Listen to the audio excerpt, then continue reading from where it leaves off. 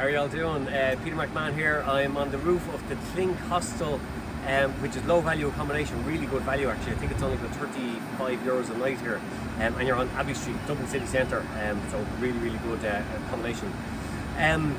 Obviously I'm here because Giacomo is with me. Giacomo is the export sales manager for Aermec, and we're just visiting a couple of clients here this morning.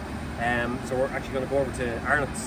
They just bought a new chiller office as well, so we're going to have a chat with them about the installation of that.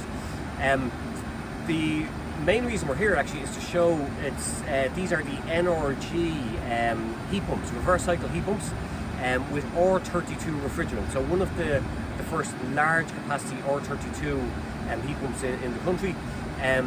The logic, by the way, with R32, for anyone that's not sure, it's a very low GWP. I think it's about 675 from memory. Sorry, they gave me a walkie-talkie in case it's a fire alarm or evacuation. So very low GWP, classification A to L, which means mildly flammable.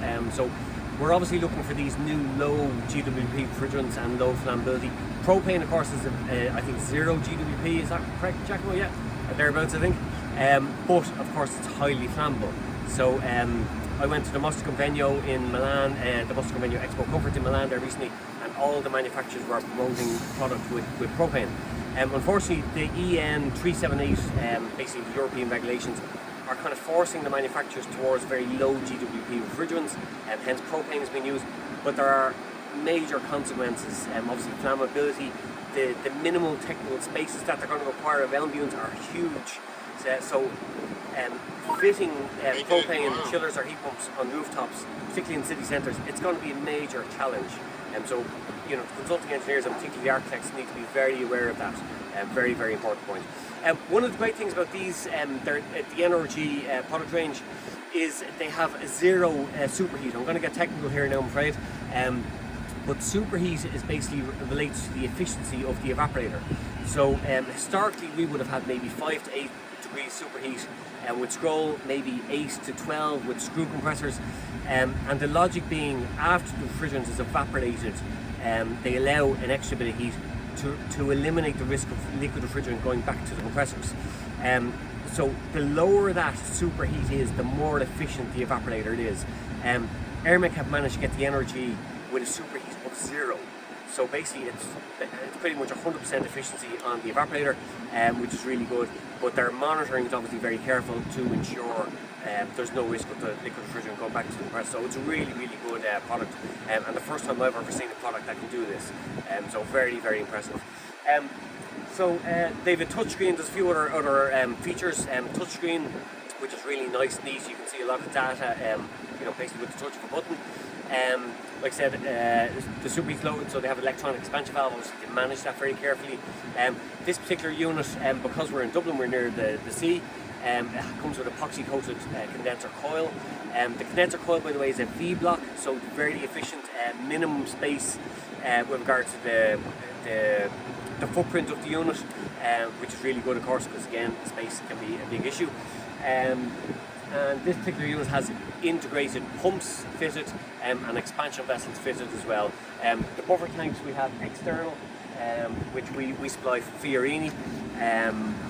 Actually, I was on a site recently, won't mention any names, but they manufactured the tank themselves, and straight away we could see some issues with regard to the positioning of the connections to the tank. Very important with regard to the manufacture of buffer tanks.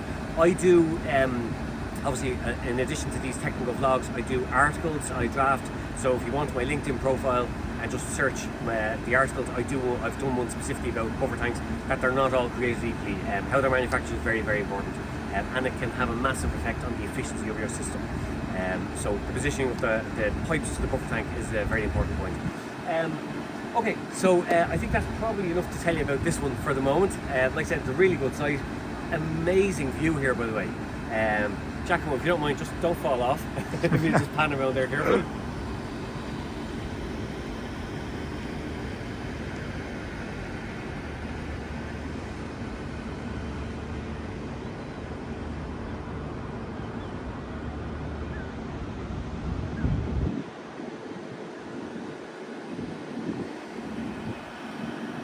Thanks, Giacomo. Okay, just before we go, as you can see, the skyline in Dublin is amazing.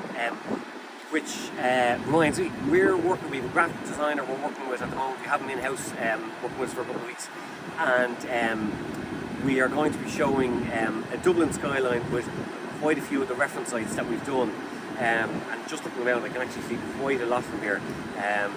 It's how do I put this? It's great to have secured so many very, very high-profile projects, particularly around Dublin. Now we've a Google map that shows the reference sites we have all over the country, and it's brilliant. Like, we've a really good spread, but a lot of the concentration, because of a lot of the building, is in Dublin city centre.